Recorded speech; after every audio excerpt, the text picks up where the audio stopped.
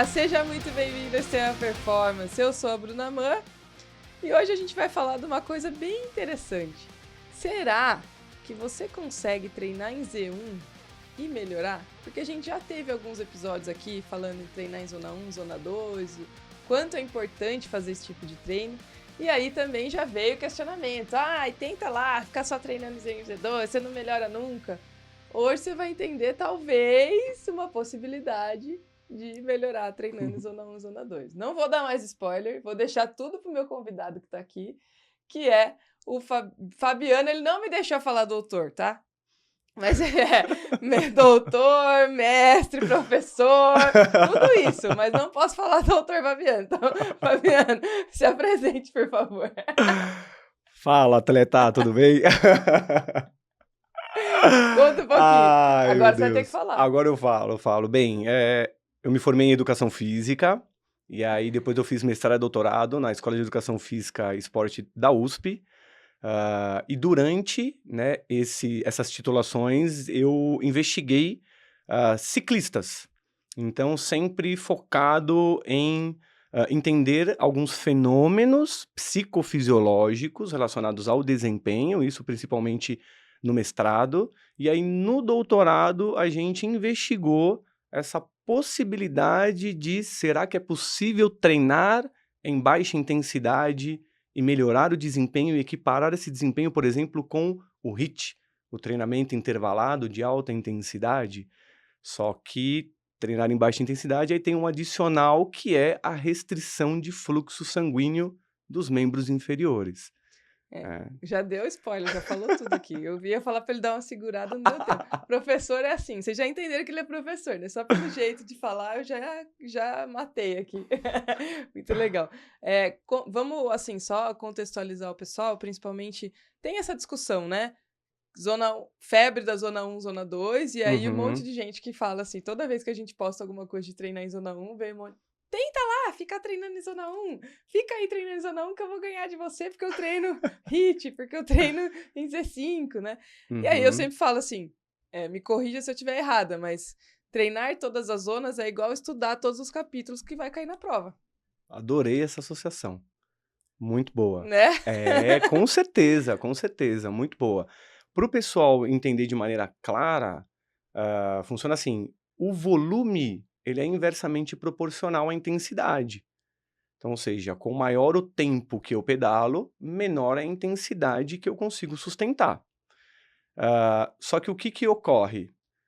Quando você vai adquirir adaptações, né, fisiológicas, então adaptações tanto centrais aqui do sistema nervoso central e periférico, cardiorrespiratórias, tá legal? E também musculares, e o indivíduo ele inicia o treinamento, é importante que ele treine em baixa intensidade para ele entender todo o processo, a parte de controle motor.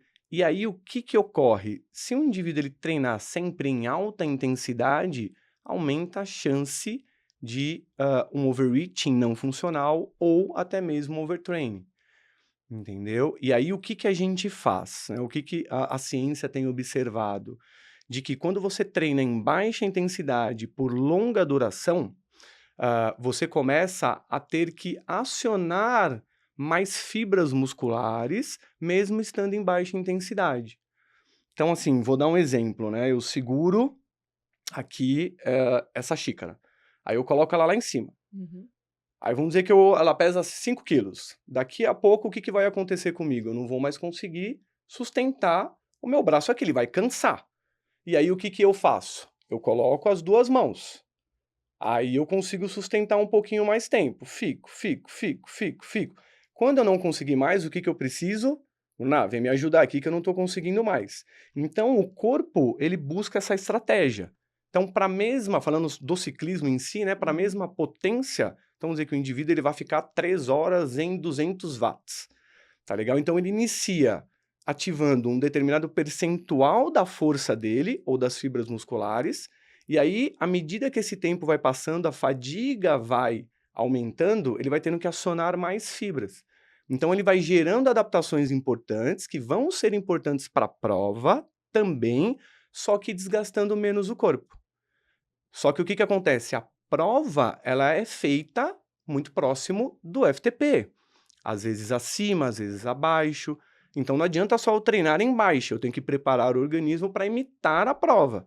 E aí também deve-se ter treinamentos em alta intensidade que vão induzir essas adaptações psicofisiológicas no indivíduo, além dele ganhar de brinde essas adaptações aeróbias. Então é um quebra-cabeça, né? O treinamento ele é um quebra-cabeça. É um quebra-cabeça. E aí, o grande problema de treinar sempre, além do que você falou, né? Treinar sempre nas zonas mais altas, do overtraining, overreaching, é a lesão também. Que Com é uma das coisas certeza. que, né, acontece muito se você fica treinando lá só em alta Isso, intensidade. exatamente. Aí não dá tempo do corpo também se recuperar, e aí acontece o que você falou, não tem aquela supercompensação, né? Tá sempre espancando, espancando, espancando o organismo, entendeu? Então, quando na realidade dá para se treinar menos e mais leve e melhorar o desempenho, é isso que a gente quer. E quando se analisa atletas de elite em ciclismo, até outros esportes de endurance, a gente observa que eles treinam cerca de 80% mais ou menos em Z1 e Z2, e aí, dependendo do momento da periodização, vai por volta de 10% acima desse segundo limiar e os outros 10 entre os limiares, depende muito. Mas muito mais, por isso é que, por vezes a gente vê, né, no Instagram, por exemplo, o Pogacar falando, eu fico 5, 7 horas em Z1, Z2. Entendeu? Então ele não fica à toa. Ele fica porque ali está gerando adaptações para eles que vão ser super importantes e não vai desgastar o organismo dele. É, e aí a gente tá falando de muitas horas semanais, né? Acima Hum, 30, 40 horas, né? Isso, E aí é entendeu? diferente da realidade dos atletas amadores, que não tem essa disponibilidade de tempo. Isso. E aí a gente tem que montar esse quebra-cabeça com um pouco mais de intensidade para, às vezes, chegar na carga desejada. Perfeito. É isso mesmo. E aí, como ele é pesquisador, agora nós vamos falar. Bora, Conta bora. pra gente como foi seu estudo com oclusão. E o Tá. que é oclusão primeiro, né? Isso. Então, vamos lá. A restrição ou oclusão, tá? Restrição. Pode ser chamada de ambas, tá? Tanto Uhum. oclusão quanto também restrição de fluxo sanguíneo. Tá Tá. legal? Então, se o pessoal for procurar na internet, tá legal? Ambas as pesquisas vão encontrar estudos relacionados com oclusão ou com restrição. Tá legal? Qual que é a estratégia, né? A sacada? Então, a restrição, o nome mesmo já diz. Então, você vai aplicar uma pressão externa no membro, no caso, os ciclistas, na parte mais proximal da coxa, tá legal? Vai reduzir a passagem de fluxo sanguíneo de entrada, vai reduzir também a saída desse fluxo sanguíneo, e esse indivíduo estando em baixa intensidade, como você reduz a oxigenação, então vai aumentar o estresse metabólico. E, consequentemente, isso vai gerar uma cascata de sinalizações para que ele tenha adaptações importantes que vão ajudar nele no desempenho. Então, o que acontece? Quando o indivíduo faz o HIIT, que é o treinamento intervalado de alta intensidade, ele tem que aplicar muita força no pedal, tá legal? Para conseguir gerar um estresse cardiorrespiratório grande e também um estresse na musculatura elevado. Com a restrição, não. Como a gente diminui a passagem de sangue e assim se gera o que é chamada de hipóxia, então a gente consegue aumentar esse estresse metabólico imitando como se ele estivesse treinando o HIIT, só que em baixa intensidade. Inicialmente, essa foi a ideia do projeto de doutorado. E aí, só para o pessoal entender, essa restrição é feita como se fosse um manguito de aferir pressão. Só que é Perfeito. maior. Isso. Tem algumas estratégias que eles chamam de Practical Blood Flow Restriction, né, uma restrição de fluxo sanguíneo mais prática, que seria com o uso de torniquetes, mas aí a gente tem algumas limitações que depois mais pra frente eu posso falar. Mas como é um estudo, tá? Então a gente precisou ser muito assertivo. Uhum. Então a gente utilizou um medidor mesmo de pressão arterial, só que ele tinha 17,5 centímetros de largura, tá? Algumas pessoas utilizam um mais estreito, só que o Uhum. que acontece? Com mais estreito ele for, maior tem que ser a pressão para diminuir o fluxo sanguíneo. Aí, às vezes, acaba sendo um incômodo para pedalar. Uhum. Até por causa do selim, das coxas, então a gente optou por um maior, assim eles pedalavam a uma restrição relativa igual, de 80% dá uma restrição que a gente mediu, né, deles deitados na maca. Então a gente inflava esse manguito até a gente não ter mais resposta de uma frequência cardíaca na parte da artéria tibial deles. Aí a gente chamou de oclusão. Então essa Uhum. daqui é a oclusão total do indivíduo. Então, por exemplo, lá, 150 milímetros de mercúrio. Aí, 80% desses 150 era o que era colocado para ele pedalar. E aí é bem interessante, porque só o pessoal de casa imaginar, né? Então imagina o manguito de aferir pressão que vai na perna e aí ele faz esse teste para entender quanto que ele tem que colocar ali de pressão. Então imagina quando você vai aferir a pressão, quando aperta, né? Porque Isso mesmo, normalmente é ele chega incômodo. nos quase 200 ali e depois vai descendo. Então, aquela sensação de ir apertando, é isso que ele faz. Não vou falar que é legal, né? Porque senão que eu já fiz esse treino, não pedalando, mas enfim, a gente vai chegar lá. E aí a perna fica ali, ó, né? É, E aí você tem que pedalar com aquilo. Então, eu achei super interessante, mas é uma coisa que dói, né? Parece que a sim, perna vai cair. é. É que ciclista gosta, Ciclista né, gosta de geralmente. sentir dor. Então, como gosta de dor, então eu É. consegui escolher o público certo, né. Eu testei em mim mesmo para ver como que Achou era, super tal. legal, né? Mas a Quanto gente mais dor, melhor. o legal é que a dor depois passa, tá, já dando outro spoiler, mas depois Não, a gente é. pode falar, Não, mas a mas dor só para o passa. pessoal entender. Então, aí, Isso, só para vocês visualizarem, então é como se vocês estivessem pedalando com o manguito de aferir pressão na perna, né? Nas duas isso aí, pernas, e aí com a pressão correta, porque ele tinha que padronizar o teste, porque foi um estudo. Então, perfeito. tudo padronizado para conseguir depois chegar nos resultados e Uhum, publicar o artigo. isso, exatamente. Porque, né, só contextualizar o pessoal. E aí, me conta como que foi. Quantas pessoas participaram do estudo e o que você observou? Bem, vamos lá. Então, assim, inicialmente, a gente queria comparar a restrição com todos os métodos de treinamento que tem para melhorar o desempenho de ciclistas. Tá. Então, inicialmente, a gente queria comparar o quê? Então, os ciclistas, eles treinam, nós chamamos de treinamento habitual deles de longa duração.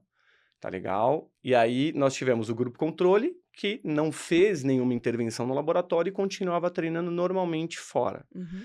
Aí tinha o grupo restrição de fluxo sanguíneo, tá legal? O grupo HIIT e o grupo ainda treinamento de força. Porque o treinamento de força já é observado que ele melhora o desempenho em ciclistas, através do aumento da própria força muscular e também um pouquinho da massa muscular. Uhum. E aí a restrição, ela gera essa adaptação. Ela faz ali uma mágica no músculo em que ele aumenta de tamanho e aumenta a força comparado com o grupo que treina na mesma intensidade sem a restrição. Então, assim, para aqueles que acreditavam que a massa muscular ela só vem da dor, do peso, da musculação e tal, não. A ciência já tem demonstrado que não é bem assim que funciona. O estresse metabólico, ele também é capaz ali de gerar essa adaptação do aumento da massa muscular. Aí nós falamos, bem, então vamos fazer 4 grupos, né? Então, grupo controle, grupo restrição, grupo HIIT e grupo treino de força. A gente compara, tá legal, tudo para ver qual que vai ter melhorado mais esse desempenho. Só que, infelizmente, no último semestre, que a coleta durou 1 ano e meio, Nossa. e aí a gente não tinha voluntários suficientes para o grupo.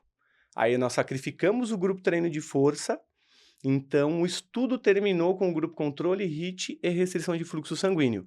Desses 36 entraram, a gente acabou com 9 no restrição, 8 no HIIT e 8 no grupo controle. Ainda conseguiu com um N, que a gente chama de N, a quantidade de número de voluntários Muito ainda bom. razoável, né? É. É legal Ah, falar como é feito o estudo, porque as pessoas nem imaginam. Muitos, a gente, né, entrevista bastante tá. gente aqui, daí, não, segundo os estudos, né? Mas como que é feito? Só, Uhum. né, 1 ano e meio para É, chegar nos resultados e, assim, dependendo muito do sujeito, isso. tudo, Que é que a gente não pode pagar. É exato. antiético. Então é voluntário, É voluntário voluntário mesmo. mesmo. E aí o estudo, para ter-se uma ideia, ele durou no total 17 semanas cada entrada. Então, assim, só de treinamento eram 9 semanas, 2 vezes por semana que eles tinham que ir na USP para treinar. Então, assim, é algo que é demorado, é custoso, entendeu? Tem um investimento, tanto financeiro quanto intelectual. Não é à toa que dura aí 4 anos, né? É, por isso que não é fácil fazer ciência. Só um Uhum. parênteses aqui, É, porque é bom a gente falar isso também, porque é muito difícil manter os sujeitos lá, e tem que ser os mesmos, porque senão sim. o estudo já não faz mais sentido. Então, né, Isso. conseguir que eles vão lá, mas enfim, deu certo, estamos aqui para É. contar. Mas é legal a gente falar também de Dos como funciona. bastidores, né? É. É, E, entendeu? e o que deve ser feito para esse estudo ser validado. Uhum, exatamente. E aí, só fazendo um adendo, porque assim, eu expliquei da adaptação da força com a restrição. Uhum, E aí faltou o do HIIT. sim. Então, assim, a restrição, por ela colocar ali, para ela induzir um ambiente metabolicamente desfavorável, diminuir a oxigenação, ela também consegue, tá? Aí é que o pessoal vai ficar mais ainda curioso. Hum. Tem estudos mostrando que ela consegue também aumentar o VO2 máximo mesmo treinando em baixa intensidade. Olha que legal. Com a restrição. Com a restrição. Então a restrição uma das hipóteses, né, é que ela fortalece as mitocôndrias, aumenta o número também dessas mitocôndrias, né, então se aumenta a capacidade respiratória, tá legal ali das fibras musculares, e também ela aumenta mais os caminhos, que a gente chama de angiogênese, mas são como se fossem caminhos adicionais que vão levar sangue à célula muscular e também remover. Todo o metabólico ali. Então a gente consegue o quê? Ter mais oferta de nutrientes e oxigênio e também de melhor remoção daqueles metabólitos, por causa dessa estratégia de reduzir o fluxo sanguíneo. Então, assim, algo que a gente só consegue em atletas cada vez mais de alto nível, que é fazendo HIIT ou CIT, aumentar o VO2 máximo, em tese, a restrição de fluxo sanguíneo em baixa intensidade poderia fazer isso, com o adicional de ainda aumentar a força muscular e a massa. Então a gente uniria numa estratégia de treinamento aquilo que o treinamento de força e o HIIT fazem.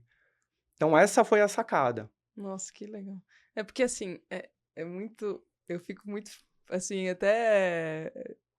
Quando eu vi lá a sua palestra, eu fiquei muito impactada por isso, porque é, um estudo que vai direto na prática é incrível, porque você Uhum. foi ali aonde precisa melhorar e entendeu como funciona para diminuir o tempo de treino também e priorizar o descanso, que é uma coisa que Isso. a gente fala muito hoje. Então não adianta a gente ficar anos ali fazendo a mesma coisa, os atletas não teriam mais os resultados, não teriam os resultados que eles têm de evolução a cada Uhum. ano se não tivesse essa ciência por trás tentando entender e otimizar o treinamento, que nada mais é do que uma otimização do Sim, treinamento. Se ele perfeito. vai fazer um pedal de 5 horas e de repente ele faz um treino, vou só supor aqui, você Pode me supor. corrija se Depois eu falo. depois você fala do tempo, mas vamos supor, de 1 hora lá, que não vai ser isso, mas um tempo menor, fazendo uma restrição, depois ele vai ter tempo para descansar, para recuperar e para otimizar, para estar Isso. pronto para o próximo treino, é muito melhor. Né? Então, claro que a gente sabe que tem que ter tudo, ele tem que treinar, se ele vai fazer, né, um ciclista vai fazer uma volta, ele vai ter que se adaptar em pedalar longas distâncias vários dias, Uhum. mas é uma ferramenta sensacional. Sim, até para um momento, por exemplo, se o indivíduo está com alguma lesão, ele está impossibilitado de produzir alta potência, então ele consegue induzir essas adaptações em baixa intensidade. Então isso daí é muito interessante nesse sentido. É o que você falou, a palavra certa, otimizar. Então porque se a gente for pensar numa periodização utilizando tudo, treinamento aeróbio de baixa intensidade e longa duração, aí vem HIIT, vem CIT e vem treinamento de força. E ainda as competições. Então tem que organizar tudo isso junto num calendário que já é lotado de provas.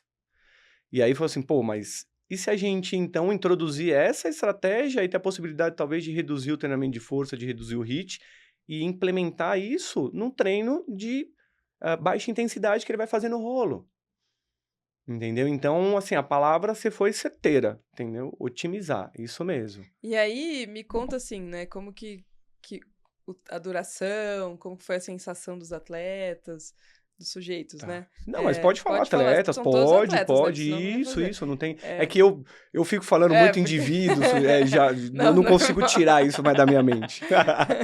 Mas como que quanto que é esse tempo e o que que você conseguiu observar de evolução? Quanto tempo precisou Uhum. de...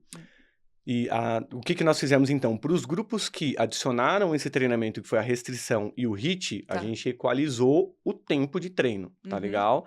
Então, era feita uma evolução do tempo de treino a cada 3 semanas. Então, Tá. 3, 6, 9. Então, eles iniciaram fazendo 3 repetições de 2 minutos pedalando por 1 minuto, tá? Aí, o HIIT foi um descanso ativo a 150 watts, porque depois a gente tinha que aumentar para 90% da potência máxima deles. Caraca. Tá legal? Então, só para contextualizar e ficar mais simples para o pessoal entender, o HIIT treinou a 90% do máximo e a restrição a 30% do máximo com o adicional da restrição. Tá legal? E aí ambos pedalavam por 2 minutos e aí a restrição parava de pedalar. Por quê? Porque não dava, isso foi... a gente teve que fazer de fato isso porque, assim, inicialmente, nas primeiras semanas, era impossível os indivíduos pedalarem por causa da dor. Eu ia falar, por causa da dor. Então, assim, é E 2 surreal, minutos. assim, 2 minutos a 30%.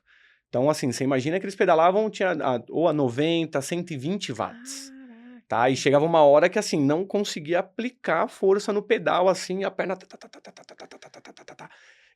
E a dor, e a gente mediu dor, mediu Sim. percepção de esforço, entre outras coisas, por causa dessas... eu gosto muito de trabalhar, né, com essa parte também psicológica. E a recuperação depois? Teve dor tardia? Nada. Assim, como a intensidade ela é baixa, Uhum. tá legal? O estresse metabólico na região ele é elevado, o sistêmico também. Inclusive, saiu um estudo agora recém-publicado, que eu estava lendo até essa semana, que mediu as alterações tanto dentro do músculo, eles fizeram uma microdiálise, CK? quanto também sistêmica. E aí eles Hum. observaram e compararam isso com o HIIT. Então, eles observaram que, de maneira sistêmica, restrição e HIIT tinham alterações semelhantes, mas o HIIT, por ser alta intensidade, tinha mais alterações na própria musculatura do que a restrição. Mas deixa eu voltar para o estudo, Tá. senão vai a Não, galera... mas é muito bom. Isso. E aí, o que acontece? Então, por ser algo muito novo para o corpo, então Uhum. só para o pessoal entender, o corpo humano ele tem diversos sensores. E esses sensores são responsáveis por enviar informação para o cérebro para ele entender o que está acontecendo e aí continuar, né? Ó, manda lá para o músculo que ele pode continuar a trabalhar. O músculo, como que está a situação aí? Posso continuar enviando sinal? E assim a gente vai trabalhando. E então, assim, é algo muito novo para o organismo. Um estresse metabólico muito grande. Então, o que acontece? Tá doendo. Tem algo errado acontecendo aí. Mas isso, ao longo das semanas, foi reduzindo. Por quê? Provavelmente houve uma adaptação desses sensores. Tá? Então, a hipótese é que a redução do pH, um ambiente mais ácido ali agora, não estimula mais esses sensores. E isso, por sua vez, poderia também ajudar a melhorar o desempenho em provas. Mas são só coisas que ainda estudos vão avaliar, Uhum. tá? E aí, enquanto o HIIT treinava lá 90, 150 watts, então 90%, 150 watts. A restrição era 30% da potência máxima, ficava parado. Isso nas primeiras 3 semanas, tá legal? Aí a gente fazia um novo teste incremental máximo com esses indivíduos para ver o aumento da potência que eles tiveram, como era relativo à potência máxima, então a gente tomou esse cuidado para sempre evoluir na potência desses indivíduos caso eles tivessem crescido nessa potência. Aí, das 4ª semana até a 6ª, eles já faziam 2 blocos, tá legal? Que aí era, de novo, 2 por 1, 2 por 1, 2 por 1. Aí eu tirava a restrição, o HIIT descansava durante 5 minutos, aí eles refaziam de novo esse bloco. Aí as últimas 3 semanas, aí a gente fez 4 repetições. Então, eles faziam 2 por 1, 2 por 1, 2 por 1, 2 por 1, tirava a restrição, HIIT descansava 5 minutos, colocava a restrição e, de novo, 2 por 1, 2 por 1, 2 por 1, 2 por 1. Tá legal? E aí deram-se as 9 semanas. Então, no total, a gente saiu de 12 minutos, foi para 24 minutos. Tá legal? E aí a gente mediu diversas variáveis. Então, o próprio VO2 máximo, a potência em que ocorreram os limiares ventilatórios 1 e 2, a potência máxima. Então, a gente já tem aí os preditores do desempenho aeróbio. Uhum. Aí a gente também mediu força máxima isométrica. Então, como se fosse uma cadeira extensora, a gente chama de... lá, na realidade, a gente usou um dinamômetro isométrico. Tá. Tá legal? E aí o indivíduo fazia a força máxima que ele podia sem alteração do ângulo articular e também mediu um RM unilateral, né, no leg press 45 graus, porque a gente queria também ver o efeito da força. Talvez o HIIT, por trabalhar em alta intensidade, será que ele ajudaria a aumentar a força muscular? Será que a restrição conseguiria, né? E o controle, o que que aconteceria com os indivíduos que não estão fazendo nenhuma estratégia de treino adicional ao treinamento deles? O que que vai acontecer? Além disso, a gente também mediu a economia. Então isso é muito importante, né, já que às vezes o indivíduo ele chega no máximo do VO2 dele, entre outras coisas, e aí o que vai importando mais são essas outras variáveis. Uhum. Então a gente queria ver se ele se tornaria economicamente melhor e qual que a estratégia deixaria ele mais econômico. Também medimos a área de secção transversa, ou seja, o tamanho da massa muscular, vamos colocar assim, tá legal? De um músculo aqui chamado reto femoral e também desse grandão que fica aqui ao lado, o vasto lateral, com ultrassonografia. Então a gente fez Nossa. diferentes medidas assim, foi muito legal, muito. Eu me diverti, assim, cansou, mas Não, mas me diverti muito, assim, sabe? Muito, muito muito. interessante. E quais foram os achados? Ah, os achados foram bem legais, né? Ah, teve o contrarrelógio. Esqueci de falar do contrarrelógio, desculpa, esqueci. Tô tão empolgado, mas eles fizeram um contrarrelógio de 20 quilômetros, porque aí a gente queria ver se, na maneira prática, numa prova, Legal. num simulado, isso daí traria efeitos também. Então a gente tem as variáveis determinantes, parte muscular, mas e aí na prova? O que que isso vai gerar para a prova, né? Aí é que é um achado bem interessante, porque quando a gente avaliou e comparou com o grupo controle, nós tivemos que tanto a restrição quanto o HIIT melhoraram de forma semelhante os preditores de desempenho. Então, eles melhoraram os limiares, a potência em que acontecia esses limiares. Então, por exemplo, no pré era 200 watts o primeiro limiar e 300 watts o segundo. Uhum. Então, por exemplo, eles foram para 220 pós e aí depois 350 no segundo limiar, tá? Então, isso que chama-se deslocar esses limiares. Também melhoraram a potência máxima, tá legal? Produzida, e isso daí foi significantemente diferente do grupo controle. Legal. Então, Os dois, o HIIT isso, o HIIT e o e o controle. Não controle. houve diferença entre eles, tá legal? Então, o HIIT se mostrou eficiente, perdão, O o HIIT e a restrição restrição. se mostrou eficiente como o HIIT e ambos foram maiores do que treinar normal, tá legal? Do que o grupo controle. Aí vem a área de secção transversa, né? O vasto lateral, o HIIT melhorou 2,5% sem fazer força, tá? Aí no reto femoral não teve diferença significante. Então, a restrição ele conseguiu potencializar essa massa muscular dos ciclistas, tá legal? O HIIT, ele melhorou 1,8%, tá legal? O que fez com que não houvesse diferença entre a restrição e o HIIT, tá legal? Mas aí o único que teve diferença mesmo foi a restrição com o controle. O Tá. controle continuou normal. Sim. Então, assim, a massa muscular a gente conseguiu avaliar e conseguiu ver que houve melhora treinando em baixa intensidade. Mas aí que tá o detalhe, Fabiano, mas melhorou a força? No 1RM ou, por exemplo, naquele teste de isometria? Não, nenhum grupo melhorou, Nem o HIIT. nem o HIIT. Mantiveram, tá, igual, nenhum grupo melhorou. E aí vem o outro, antes eu vou deixar o contrarrelógio por último, né, que aí é a prática aplicada, né. Mas aí vem, talvez algo muito interessante, assim, que eu tive que pesquisar muito com relação a isso, foi a economia ou a eficiência, né, desse indivíduo. Então a restrição, ela conseguiu deixar o indivíduo mais econômico em 150 e 200 watts, que foi, né, as potências absolutas que a gente mediu.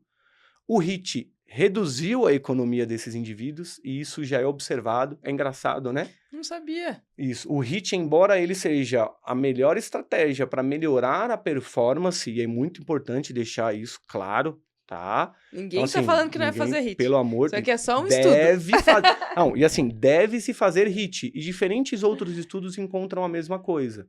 Quando o indivíduo faz o HIIT, em baixa intensidade, ele gasta mais energia para aquela potência, mas ele melhora o desempenho. Explica pra galera que é HIIT, que tem Tá? gente que não sabe Isso. o que é. HIIT, então, é o treinamento intervalado de alta intensidade, tá? Que é caracterizado, tá legal? Quando o indivíduo ele faz pelo menos do FTP, da intensidade do FTP para cima.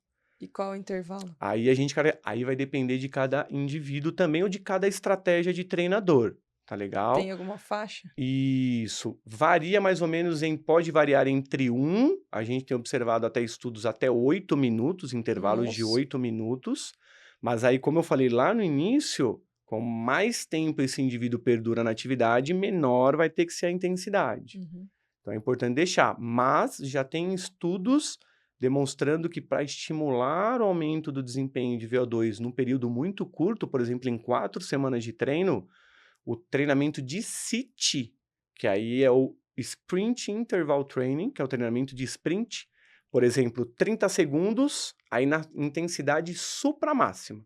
Então, esse indivíduo foi num laboratório, fez a avaliação dele, viu que a potência máxima dele era 350 watts. Então, ele vai ter que fazer esse sprint acima de 350 watts, por exemplo, 110% do máximo, 120. Então, ele faz 30 segundos a 120, 30 segundos ele faz, por exemplo, a 50%. 30 segundos a 100, e isso daí diversas vezes, até totalizar, por exemplo, que a gente vai pagando em parcelas. Uhum. Até totalizar, por exemplo, 20 minutos no total. Tá. Tá? E aí isso estimula muito essas adaptações nesses indivíduos. E com mais treinado esse indivíduo está, mais agressivo a gente tem que ser no treinamento para gerar essas adaptações. Mais difícil melhorar. É. Menos treinável. Isso é importante a gente falar. Exatamente. Por que a ciência busca essas estratégias?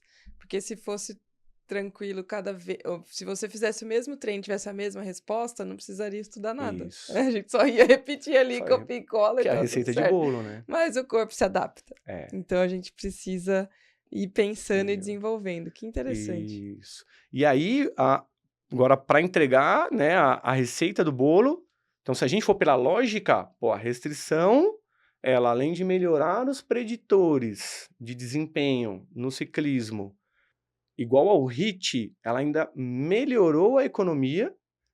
Aí todo mundo vai falar assim, no contrarrelógio de 20 quilômetros, a restrição deve ter ganhado. Só que não foi isso que a gente viu.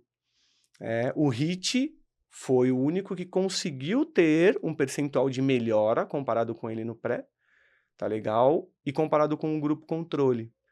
Então, assim, embora a restrição ela tenha melhorado esses preditores de desempenho, quando coloca o indivíduo para fazer uma prova que está ali muito próximo do FTP dele ou do segundo limiar, ainda, tá legal? Embora não tenha tido diferença entre a restrição e o HIIT para esta variável, é importante dizer que essa variável teve diferença com o grupo controle, tá? Uhum. Ele não é capaz, né? A restrição, por ela trabalhar em baixa intensidade, ela não é capaz de, por exemplo, estimular a alta percepção de esforço. Então, quando esse indivíduo vai para uma prova e ele tem que ali trabalhar durante 40, uma hora, ou às vezes dependendo da modalidade do ciclismo, tá? Isso é muito importante dizer. Como a restrição trabalha em baixa intensidade, essa parte cardiorrespiratória, a parte também do cérebro enviando muito sinal para musculatura, ela não é capaz de imitar, por ela estar em baixa intensidade.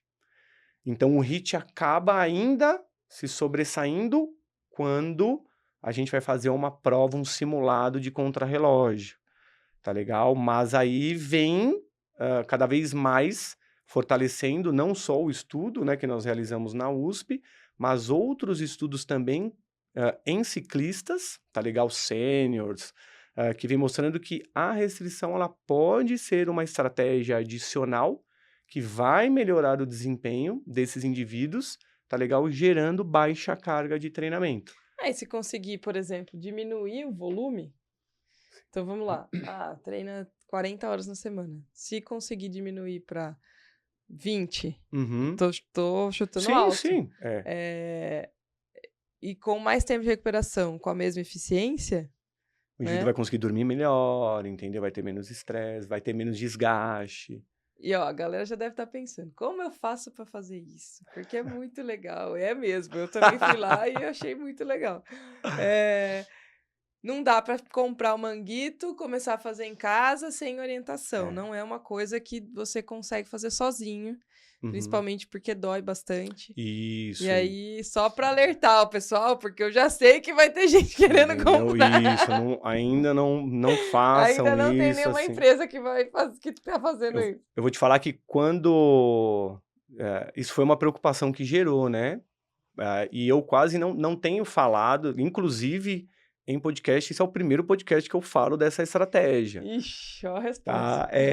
Até com receio disso. Mas Então, é porque importante a gente a esclarecer. gente precisa formar os profissionais, Uhum. qualificar esses profissionais para isso, para eles conseguirem ter o conhecimento, e aí sim, é possível fazer sozinho?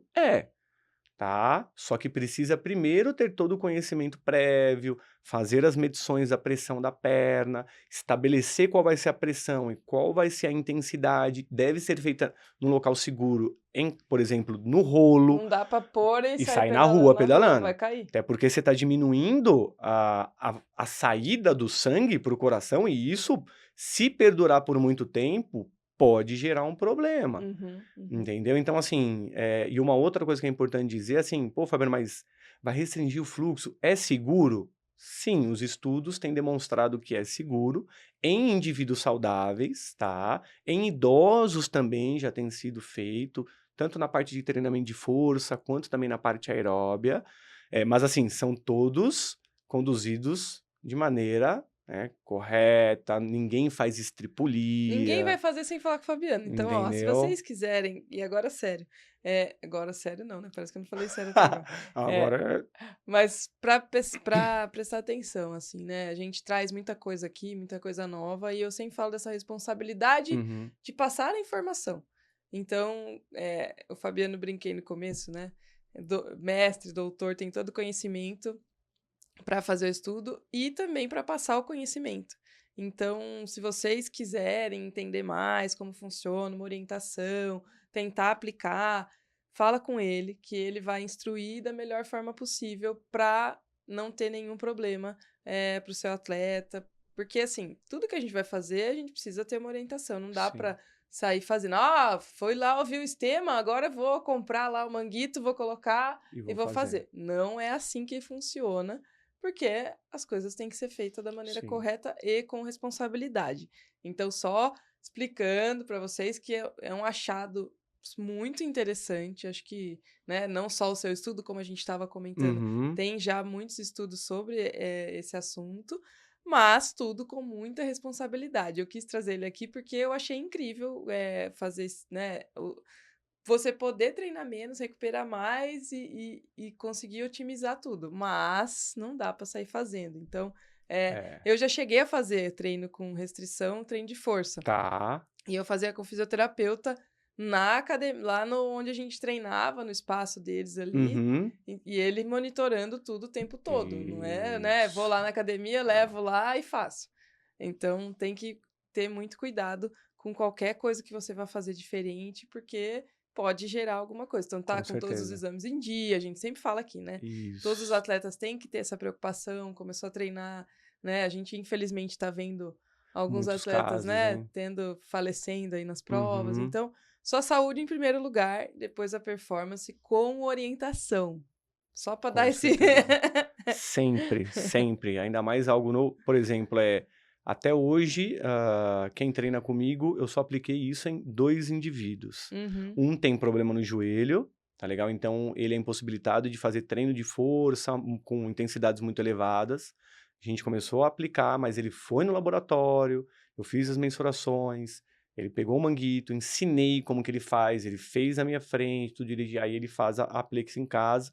e teve um outro atleta que foi para o Mundial de Gravel, a gente também trabalhou nisso durante 5 meses, e aí só para ter uma ideia que você falou do volume e tal, ele treinava em média, vamos colocar aí 17 horas por semana, então eu apliquei todas essas estratégias nele, treino de força, restrição, HIIT, CIT, tudo. Tudo. Só que ele treinou 83% do tempo em Z1, Z2. Caramba, que legal. Então, essa foi a sacada. E ele obteve melhoras significativas comparado com o momento que a gente iniciou todas essas estratégias juntas.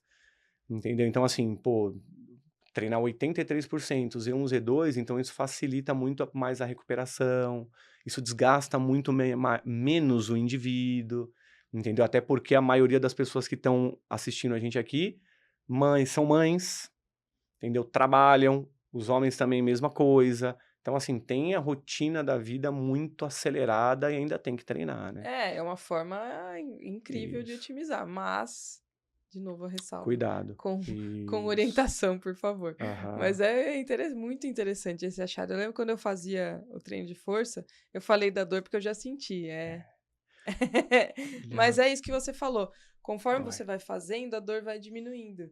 E vai ficando. Não é que fica gostoso, mas dá pra fazer. Que a E primeira você fala: não, minha perna vai cair é. agora, certeza. Caiu.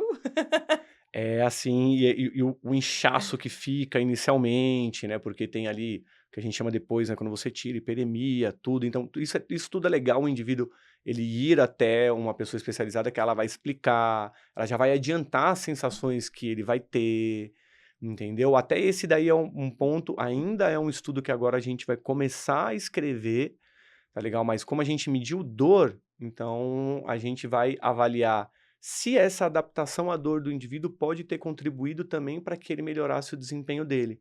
Até porque o ciclismo, a fadiga periférica é muito grande, né? A percepção de dor, dependendo da intensidade, se torna alta.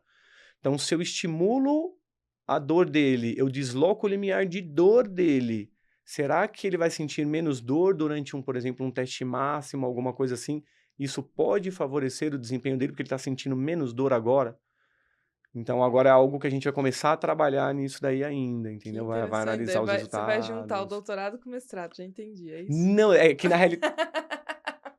na realidade foi tudo coletado, né? Aham. Então a gente coletou percepção de esforço e dor durante todas as sessões de treinamento e teste Nossa, que desses indivíduos, interessante.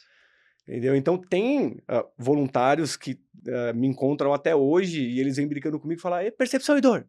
Fabiano, percepção e dor, porque eu era toda hora, percepção e dor, percepção e dor, percepção, porque eu já sabia que talvez poderia ter alguma alteração. Então, falei, vamos ver, que aí mais para frente pode gerar um estudo.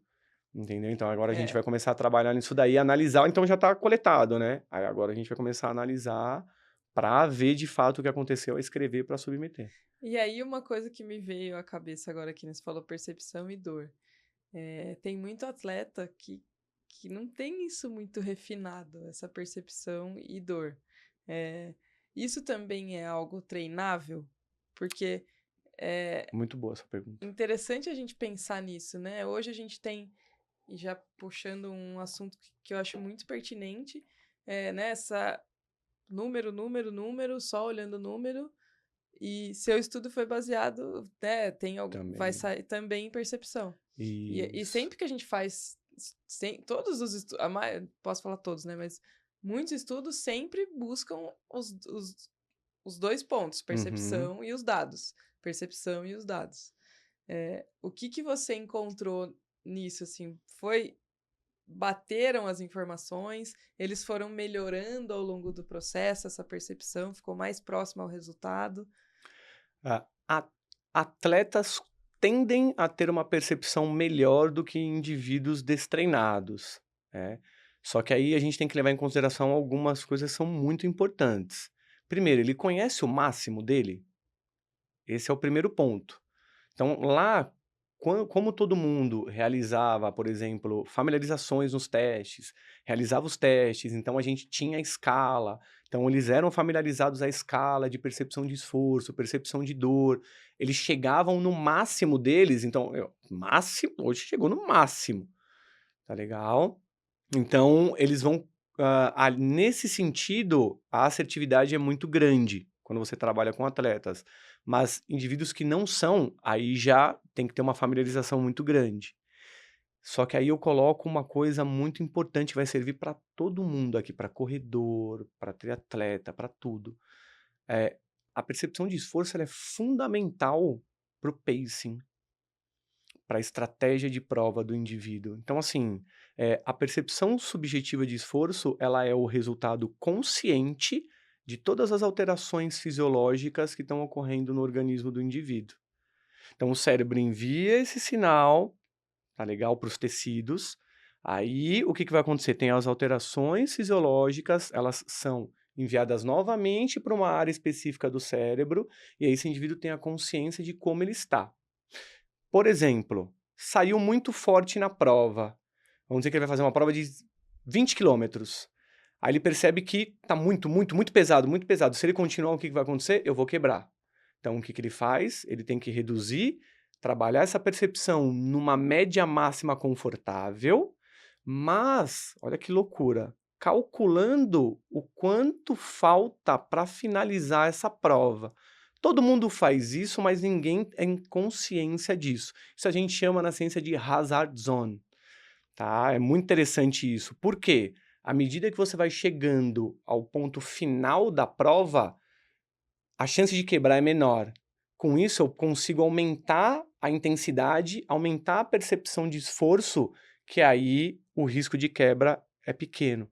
Se essa percepção de esforço está muito alta no início e ela é o resultado consciente das alterações fisiológicas, indica o quê? Que eu estou com uma alteração fisiológica muito exacerbada. E aí isso pode gerar um problema para mim no meio da prova e fazer eu quebrar. Tá? Então, o ajuste, na realidade, a ciência ela entende o pacing como a distribuição da energia ao longo de um dado tempo a uma dada distância. Então, essa energia ela vai sendo distribuída. Então, às vezes, ele vai aumentar a intensidade ou a velocidade. Tá, tá, tá, tá, tá, tá, tá, tá. Tô sentindo bem, tô me sentindo bem, tô me sentindo bem, tô me sentindo bem. Mas aí, como ele tá se sentindo bem? Ele vai buscar na memória dele de longo prazo as experiências prévias que ele tem. Fala, nossa, na prova anterior eu estava muito mais cansado do que hoje. Hoje eu estou voando. Então eu consigo aumentar essa intensidade. E aí eu aumento essa intensidade. Ou ao contrário, hoje eu não estou legal, então eu vou diminuir. E é aí que eu pego no pé dos atletas e falo assim: não vai pela média, não vai pela potência média. Não, eu preciso ficar nessa potência média o tempo inteiro. Não, não vai nessa potência média. Entendeu? Porque o pacing ele é alterado. E além disso, ah, pode também receber influências da temperatura do ambiente, tá legal? Então, o calor ele desgasta mais do que uma temperatura amena ou o frio, tá legal? Depende também o nível de elevação da prova, depende como que tá o sono desse indivíduo, depende até como que foi a criação dessa pessoa. Aquela pessoa, por exemplo, que sofreu muito, que a gente vê, por exemplo, os quenianos, tá? Então, nascem num local, às vezes, onde tem pobreza, você entendeu? Tem que caminhar ou correr muitos quilômetros para pegar água, Uhum, tá legal? Comparado com uma pessoa que vive num grande centro como a gente, que tem tudo à mão, sim. você entendeu? Que quase não sabe o que é, por vezes, passar por sofrimento, por dor, por nada disso. Então, aquela pessoa, ela tem uma capacidade de sustentar a dor e a percepção elevada durante muito mais tempo. Então, isso vai favorecer ela no desempenho, comparado com o outro. Claro que isso é na média, mas é para o pessoal entender que a percepção de esforço ela é muito mais só também do que as alterações fisiológicas. Tem muita coisa por trás disso. Então, quando a gente fala assim, a percepção não é nada, não. Muito pelo Percepção é contrário. tudo. Percepção é. E aquele que sabe trabalhar com a percepção, ele vai cada vez mais refinando o pacing dele. E ele não fica preso ao relógio. Então, ontem mesmo eu estava dando uma palestra e aí um indivíduo falou, pô, eu estava muito bem numa prova, falou, há muitos anos, eu olhei para o meu dispositivo, vi que eu estava acima do FTP e fiquei preocupado. Aí ele falou, eu reduzi a potência. Ele falou, meu, perdi o pelotão, perdi a prova. E aí eu falei, mas você estava se sentindo muito bem, não estava? Ele falou, estava, então. Eu falei, você preferiu olhar o relógio do que a sua percepção. Cara, Entendeu? É, assim, é uma das coisas. A gente fala bastante disso aqui de percepção. E é difícil explicar para as pessoas o quão importante é ter Uhum. essa sensação. Então, foi muito boa a sua explicação, porque é isso, né? Você tem que. Primeira coisa é sentir e usar o número para checar. Isso. Não é o inverso. Não é o número que vai falar como você tá. Exatamente. Entendeu? Ninguém melhor do que você para conhecer o próprio corpo. A casinha, eu falo, a casinha onde você mora. Então trabalha isso. E quanto por cento dá para alterar, por exemplo? Vamos supor, meu FTP é 200. E Tá. aí tô num dia muito bom, tô descansada, tô num dia excelente. Meu FTP continua sendo ali, tá certo, não é que eu medi errado. Fisiologicamente, Fisiologicamente é 200. Quanto eu isso. consigo. Tem algum cálculo assim de falar assim, você pode até, sei lá, 5% melhor ou Uhum. 5% pior, de acordo com o seu estado de prontidão, enfim, como você tá no Entendi. dia. Isso eu não consigo te responder. É algo bem interessante, tá? De ser estudado. Eu não tenho conhecimento disso. Mas assim, o que a gente, por vezes, é importante até coletar esse dado da percepção de esforço, porque por vezes o indivíduo ele realiza o mesmo trabalho, só que com uma percepção menor. Uhum. E aí você já tem uma medida indireta que eu digo fisiologicamente, mas direta psicologicamente, de que o desempenho está melhorando, porque ele percebeu a intensidade menor. Uhum. Então, consequentemente, ele poderia realizar mais trabalho para manter aquela percepção anterior. Então, essa daí é uma estratégia muito boa. Porque a toda hora a gente está fazendo muitos cálculos durante a prova, e aí, mais uma vez, né, o pessoal não está consciente disso. Então, que é comum a gente ver quando a pessoa inicia e ela não tem a experiência, ela vai para a primeira prova, ela quebra logo na saída, porque ela faz uma saída muito forte e por tempo prolongado. Ela não consegue entender que ela consegue sustentar aquela intensidade por um pouco período de tempo, ela tem que reduzir, e ali ela vai percebendo e vai aumentando e diminuindo, aumentando e diminuindo. Então, essa experiência, e é importante quebrar. Eu me divirto com os atletas. Eu falo, o objetivo é fazer vocês errarem quem não tem conhecimento. Quando você erra, na próxima, você já se torna mais cuidadoso. E aí a gente vai ajustando, a gente vai ajustando, a gente vai ajustando, entendeu? Não porque é o que você falou. Se você não sabe o limite, como você vai saber se você chegou nele? Tem Entendeu? que errar. É isso, é isso. Não adianta, tem que errar. Nossa, muito legal, adorei.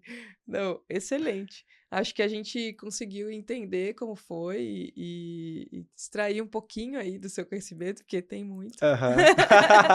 E também acho que legal colocar, né, esse pessoal que tiver mais alguma dúvida, pode falar um pouquinho do seu trabalho, fica à vontade. Aham, Usa esse tá. espaço aqui para o Não, pessoal te conhecer também. antes Quem de não eu te conhece, né? Antes de eu falar do meu trabalho, quero muito agradecer a você pelo convite, tá? Fiquei super contente mesmo Imagina. de ter convidado, de poder levar um pouquinho da ciência que a gente faz nas universidades.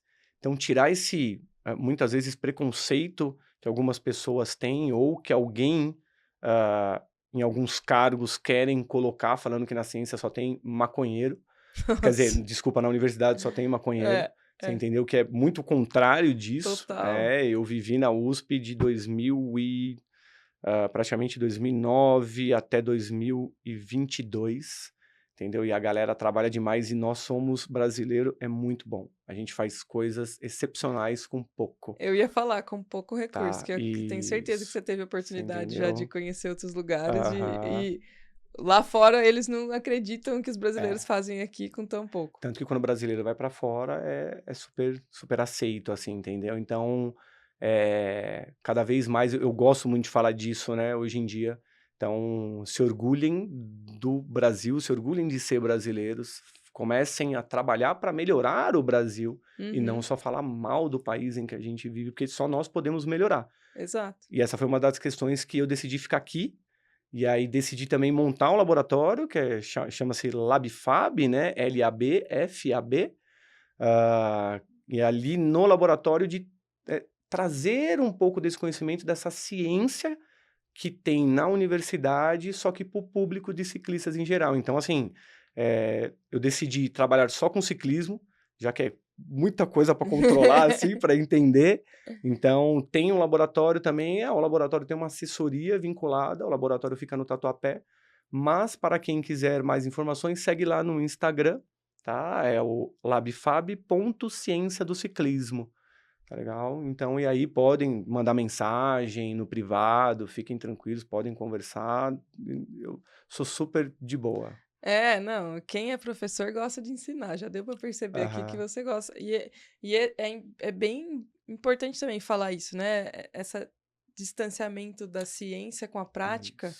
foi uma das coisas que quando eu estava na faculdade eu acabei optando pela prática porque tinha esse distanciamento. Então, conseguir estudar e aplicar algo, né, que você estudou nos seus próprios alunos é Uhum. sensacional. Sim, Porque, é né, gostoso. peraí, deixa eu entender, vamos ver o que acontece, né? Topa fazer. Cara, é incrível, assim. Sim, Então, parabéns pelo tá. seu trabalho. Obrigado. E, assim, só quem já ficou um pouquinho no laboratório sabe como trabalhar com, ainda mais, né, com pessoas, manter esse N grande aí, porque quando você Aham. falou é muita gente É, para você controlar, para fazer ir para o laboratório. Então, tem muitos estudos que são feitos com ratos, que estão sim. ali também. E também é uma outra coisa que não tira férias. Eu lembro quando eu estava na iniciação científica lá, eu ficava brincando: ah, mas você trabalha com rato, eu que tenho que ficar marcando com os voluntários. Sei o quê." Aí eles falavam: Bruna, só que o rato não tem férias, eu tenho que vir aqui no Natal, no Ano Novo, cuidar dos Isso é ratos. verdade.